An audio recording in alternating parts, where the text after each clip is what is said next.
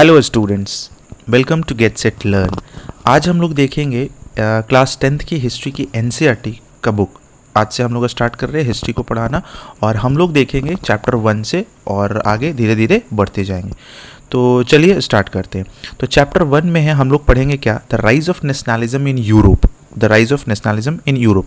इसमें जैसे ही chapter start होता है ना, तो इसमें हम लोग को सबसे पहले सामने में एक पेंटिंग्स मिलता है और उसमें हम लोग बहुत सारा चीज़ देख पाते हैं। वो सबको आगे हम लोग डिस्कस करेंगे, ठीक है। तो चलिए स्टार्ट करते हैं। इस पेंटिंग के बारे में, ये जो पैराग्राफ है और आगे का एक पैराग्राफ जो मिलेगा ना, वो सिर्फ पेंटिंग से ही रिलेटेड है और एक्चुअली इससे क्वेश्चन बहुत ज़्यादा नहीं आते हैं। तो एग्ज़ाम पॉइंट ऑफ व्यू के हिसाब से देखा जाए तो उतना ज़्यादा इम्पोर्टेंट नहीं है, फिर भी बुक में है तो हम लोग ज़रूर देखेंगे, समझेंगे, क्योंकि बुक का कुछ भी छूटना नहीं चाहिए। तो चलिए स्टार्ट करते हैं। इसमें लिखता क्या है, इन 1848 फ्रेडरिक शोरियो, जो कि फ्रेंच आर्टिस्ट थे, इन 1848 में फ्रेडरिक शोरियो एक फ्रेंच आर्टिस्ट थे, है ना, prepared a series of four paintings. वो पेंटिंग्स बनाते हैं और वो चार पेंटिंग का एक सीरीज बनाए हैं जिसमें उन्होंने विजुअलाइज किया है ड्रीम को, जिसमें उन्होंने ये सोचा है एक ऐसा संसार जो कि डेमोक्रेटिक और सोशल रिपब्लिक हो। डेमोक्रेटिक मतलब हो गया जनतांत्रिक हो गया, जिसमें डेमोक्रेसी के बारे में बात किया जा रहा हो, डेमोक्रेटिक हो, डेमोक्रेसी चल रहा हो, और वो सोशल रिपब्लिक भी हो। मतलब क्या हो गया, समाज के रूप से वो फुलफिल हो, समाज में सभी लोग मिलजुल के रह रहे, समाज को अधिकार मिला हुआ, ये सब चीज़ है ना। द फर्स्ट प्रिंट, पहला प्रिंट के बारे में बताया गया। ये जो प्रिंट देख रहे हैं ना आप लोग, ये इसी प्रिंट के बारे में। यहाँ पर देख लीजिए बहुत सारा लंबा कतार में आदमी आया हुआ है, ऊपर में हेवन में जीसस क्राइस्ट है, एंजल्स है और भी बहुत सारे सेंट्स हैं। यहाँ पर एक स्टैचू है, बहुत सारे लोग झंडा लिए हुए खड़ा है, नीचे कुछ शैटर्ड किया हुआ, मतलब बिखेरा हुआ है कुछ भी, है ना। वो सब के बारे में हम लोग देखेंगे। तो देखते हैं।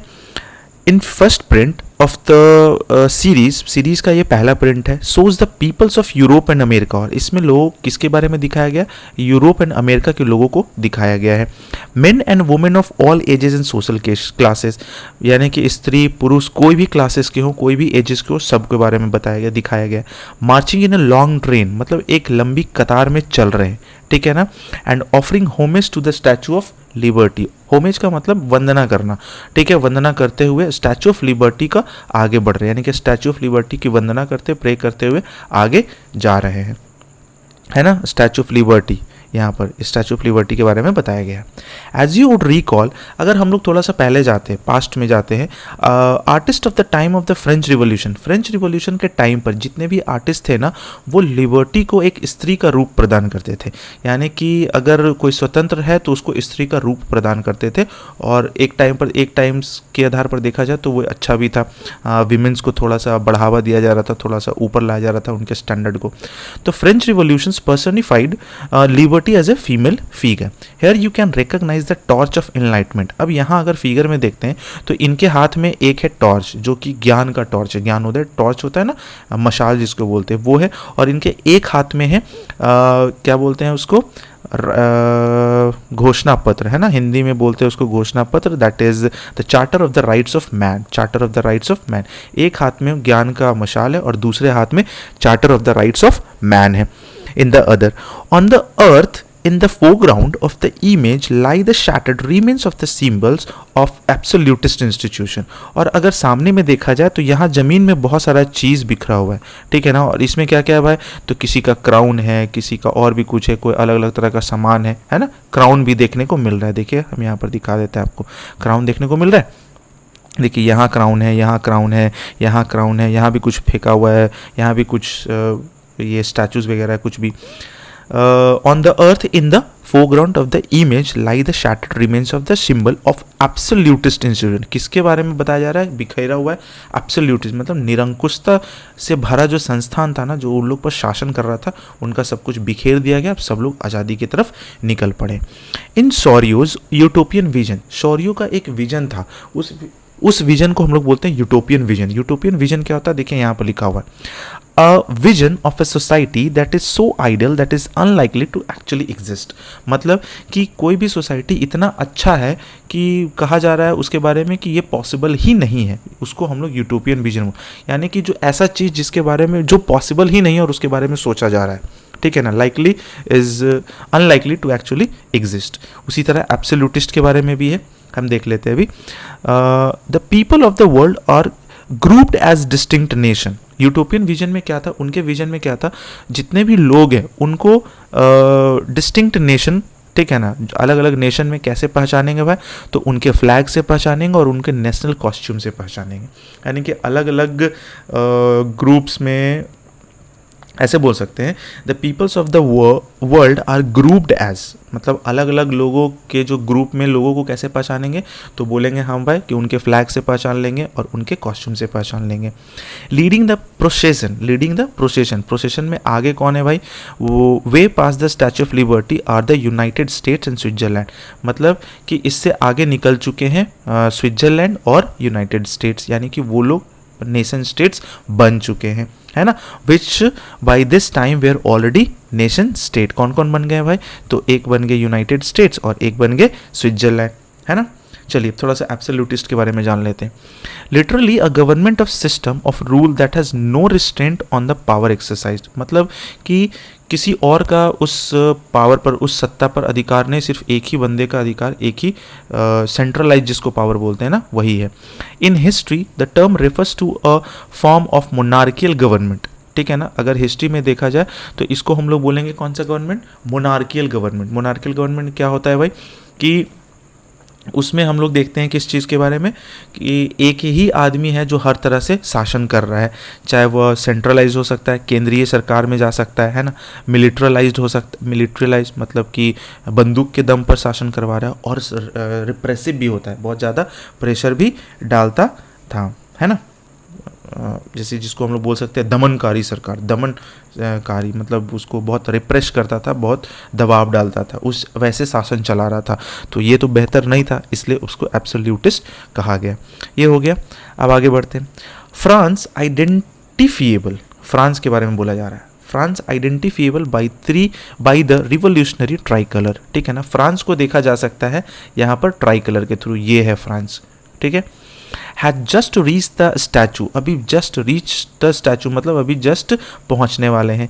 She is followed by the peoples of Germany. उसको कौन फॉलो कर रहा है भाई, जर्मनी उनके पीछे. bearing the black red and gold flag, black red and gold flag, ये वाला जर्मनी का हो गया.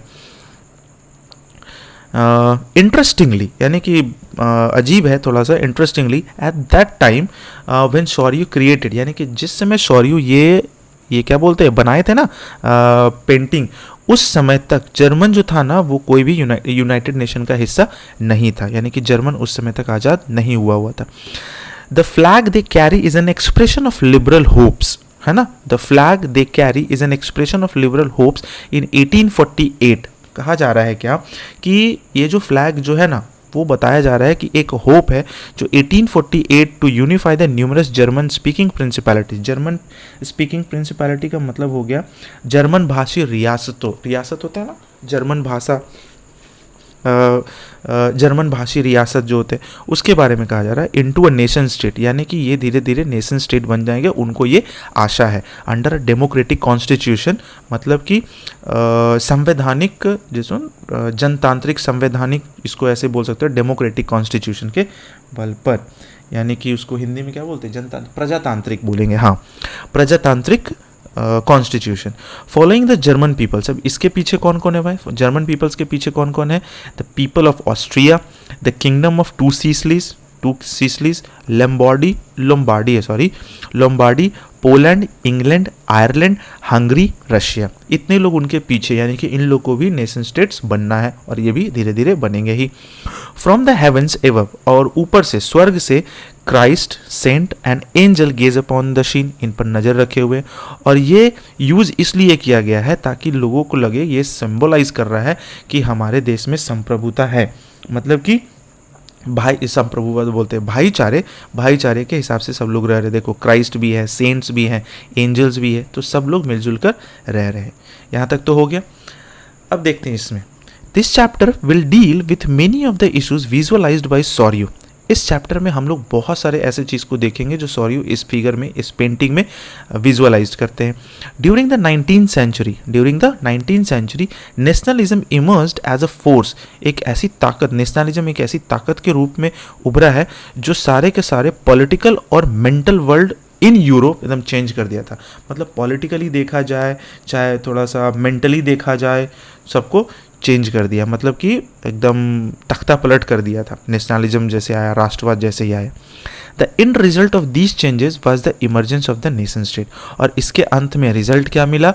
जो नेशन स्टेट के फॉर्म में मिला, यानी कि एक नया स्टेट बना, नेशन स्टेट, जिसको हम लोग बोल सकते हैं राष्ट्रीय राज्य बना। In place of the multi national dynastic empire. किसके जगह पर बना? जिसमें बहुत सारे लोग आकर अपना अपना राज्य चला रहे थे, अपना अपना शासन कर रहे थे, एकदम मिलिट्रलाइज्ड फॉर्म में। फिर सप्रेसिव भी थे, बहुत ज़्यादा दबाव डालकर सब काम करवा रहे थे। कोई डेमोक्रेसी का कोई बात ही नहीं करता था। ऐसा ये सब चीज़ था, है ना। तो यहाँ हो गया the concept and practices of a modern state. Modern state के बारे में बात करते हैं। ये इन विच मॉडर्न स्टेट में क्या आता है भाई? A centralised power exercise sovereign control over a clearly defined territory. मतलब एक सेंट्रलाइज्ड पावर है, केंद्रीय सरकार है, केंद्र सत्ता जिसको बोलते हैं ना, वो सरकार है, और ये पूरा का पूरा सॉवरेन को कंट्रोल करके रखा है। सॉवरेन कंट्रोल करने का मतलब ये हो गया, एक तरीके से ये जानिए कि पूरा का पूरा कंट्रोल है उसी के हाथ में, यानी कि वो जो बोलेगा तो वही होगा, अदरवाइज उसके अलावा कुछ नहीं हो सकता। और ये किसी भी कंट्री, किसी भी राज्य, किसी भी शहर के लिए अच्छा नहीं है। Had been developing over a long period of time in Europe, है ना। और ये जो बहुत पहले से चलते आ रहा था और सब लोग इसी को देख रहे थे क्योंकि कुछ कर सकते नहीं थे। But a nation state was one in which the majority of its citizen. लेकिन नेशन स्टेट जो बना, दो टाइप का स्टेट बना। एक मॉडर्न स्टेट था जिसमें हम बताएं कि क्या क्या कैसे कैसे लोग चला रहे थे, और एक नेशन स्टेट बना, उसमें क्या था? Majority of its citizen and not only its rulers came to develop a sense of common identity. इसमें सिटीजन तो थे ही और साथ साथ रूलर्स, लोग मिल के काम कर रहे थे, यानी कि सिटीजन और रूलर का जो सोच था ना वो मिला हुआ था। Sense of common identity and shared history और डिसेंट। और दोनों एक दूसरे से शेयर करते थे, कुछ भी अगर समस्या हो, कुछ भी प्रॉब्लम हो तो एक दूसरे को सॉल्व करने का कोशिश करते थे। This commonness did not exist from the time immemorial. ये कॉमननेस अचानक से नहीं आया, ये कॉमननेस आने के लिए बहुत टाइम लगा, बहुत पहले से ये धीरे धीरे धीरे धीरे करके चला, और ये बहुत कुछ गंवाना पड़ा। बोलते हैं ना कि कुछ पाने के लिए कुछ खोना पड़ता है, तो वही चीज़ हुआ। It was forced through struggles. Struggle हुआ through a action of leaders, बहुत संघर्ष करना पड़ा। फिर लीडर्स के बहुत काम, बहुत मेहनत, बहुत जान गंवाना पड़ा। एंड द कॉमन पीपल, उसमें आम आदमी भी शामिल थे। This chapter will look at the diverse process through which nation states and nationalism came into being in 19th century Europe. कहा जा रहा है क्या? This chapter will look at the diverse process, है ना। ऐसा कह सकते हैं इसमें हम लोग इस चैप्टर में हम लोग अलग अलग डाइवर्स सिचुएशंस को देखेंगे कि कैसे कोई भी कैसे कोई भी कंट्री में, जैसे यूरोप में पूरा का पूरा जो एरिया था, उस यूरोप में कैसे कैसे करके ये नेशनलिज्म एक दूसरे तक पहुंचा, धीरे धीरे एक दूसरे तक पहुंच पाया है ना। तो ये टॉपिक में यहाँ तक तो हो गया। अब थोड़ा सा हम लोग देख लेते हैं अर्नेस्ट रेनन के बारे में, और यहाँ एब्सोल्यूटिस्ट तो हो गया। हाँ, यहाँ पर एक है जो कि फ्रेंच फिलोसफर है Ernest Renan. In a lecture delivered at the University of Sorbonne in 1882। ये जो थे ना, जो कि 1882 में सॉर्बन में एक लेक्चर देते हैं यूनिवर्सिटी में, है ना। द फ्रेंच फिलोसोफर अर्नेस्ट रेनन, ये तो डेट दिया हुआ है, outline is understanding of what makes a nation. उनका कहना ये था कि, यानी कि उनके एसे में ये बताया गया था कि कोई भी नेशन कैसा हो सकता है, कोई भी नेशन कैसा हो सकता है, उनका यही कहना था। चलिए अब हम लोग देखते हैं कहाँ गए थे। हाँ, the lecture was subsequently published as a famous essay entitled, यानी कि ये लेक्चर जो है ना पब्लिश्ड किया गया। इसमें क्या बोलते हैं, मतलब एक किसी जर्नल में पब्लिश हुआ था जिसका नाम था क्वेस्ट से क्वेन। हो सकता है कि हम थोड़ा सा स्पेलिंग एरर हो, लेकिन इसका मतलब होता है what is nation. In this essay Renan criticise the notion suggested by others that a nation is formed by a common language, race, religion और territory। इसमें ये अर्नेस्ट रेनन ने पूरी तरीके से क्रिटिसाइज किया है कि कोई भी जो नेशन जो है ना, कोई भी नेशन कॉमन लैंग्वेज, रेस यानी कि जाति, धर्म और क्षेत्र के आधार पर नहीं बनता है। उसके लिए बहुत ज़्यादा चीज़ चाहिए होता है, और क्या क्या चाहिए होता है वो देखना है। A nation is the culmination of a long past of endeavours, sacrifice and devotion. एक राष्ट्र लंबे प्रयासों, त्याग और निष्ठा, प्रयास, त्याग और निष्ठा से ही बनता है, ऐसे नहीं बन जाता है। अ हीरोइक पास्ट, एक अच्छा पास्ट होना चाहिए। ग्रेट मेन, अच्छे लोग, महान लोग होने चाहिए। गौरव, गर्व होना चाहिए। That is the social capital upon which one base on national idea. और ये सोच, और यही जब सामाजिक पूंजी जब लगते तो ही एक नेशंस का आइडिया आता है और नेशन बनता भी है। To have common glories in the past, ठीक है ना। कॉमन ग्लोरीज मतलब कि एक कॉमन होना चाहिए, मतलब कि हाँ पहले भी बहुत सारे लोग मिलके काम किए हैं, उसका कुछ होना चाहिए। उसके बाद है to have a common will in the present, साथ में अभी भी मिलकर काम करना है। पहले तो काम किए ही, अभी भी मिलकर काम करने का दम है। To have perform great deeds together, साथ मिलकर काम करेंगे और आगे भी ऐसा ही करते चले जाएंगे। These are the essential conditions of being a people. और ये सब एसेंशियल कंडीशन था मतलब कि किसी भी नेशन स्टेट्स के लिए। A nation is therefore a large scale solidarity. एक नेशन जो होता है ना वो बहुत, क्या बोल सकते हैं इसको, एक बहुत बड़े फॉर्म में एकता जो होता है ना, यूनिटी, जिसको सॉलिडारिटी भी बोलते हैं, यूनिटी का ही देन हो सकता है। बिना यूनिटी का एक नेशन नहीं बन सकता।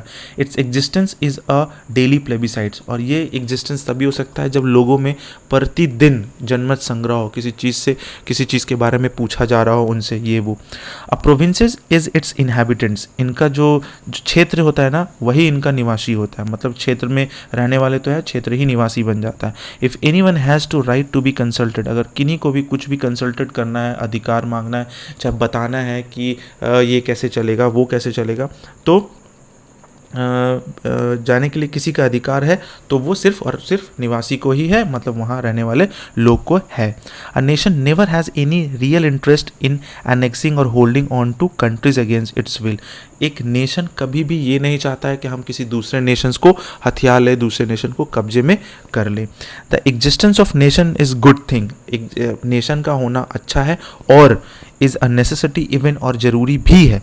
There existence is a guarantee of liberty, ठीक है। There existence is a guarantee of liberty which would be lost. इस नेशन का होना ये गारंटी कहलाता है, गारंटी होता है, स्वतंत्रता की गारंटी होता है, और ये लॉस कर जाएगा, यानी कि ये ख़त्म हो जाएगा यदि the world had only one law and only one master. और जब दुनिया में सिर्फ एक लॉ रहेगा और एक मास्टर रहेगा तो ना आज़ादी रहेगा, ना नेशन बनेगा, और ना ही कुछ हो जाएगा, ना ही किसी समाज में किसी व्यक्ति को अधिकार दिया जाएगा। तो उस फॉर्म में अगर हम देखते हैं तो नेशन होना बहुत ज़रूरी हो जाता है। और यही अर्नेस्ट रेनन ने अपने लेक्चर में बताया था और जो कि पब्लिश्ड हुआ था, ठीक है। तो आई होप कि आपको ये समझ में इतना हो गया होगा, है ना। चलिए, तो अब हम लोग आगे देखते हैं। अच्छा, यहाँ पर एक प्लेबिसाइड्स भी है। प्लेबिसाइड्स का मतलब क्या होता है? A direct vote for by which all the peoples of a region are asked to accept the reject a proposal. यानी कि एक डायरेक्ट वोट होता है बहुत सारे लोगों के थ्रू, जिसमें ये बताया जाता है कि कोई भी लॉ को रिजेक्ट किया जाएगा या एक्सेप्ट किया जाएगा, और ये पीपल्स के थ्रू होता है। जनमत संग्रह इसको हिंदी में हम लोग बोलते हैं। ओके।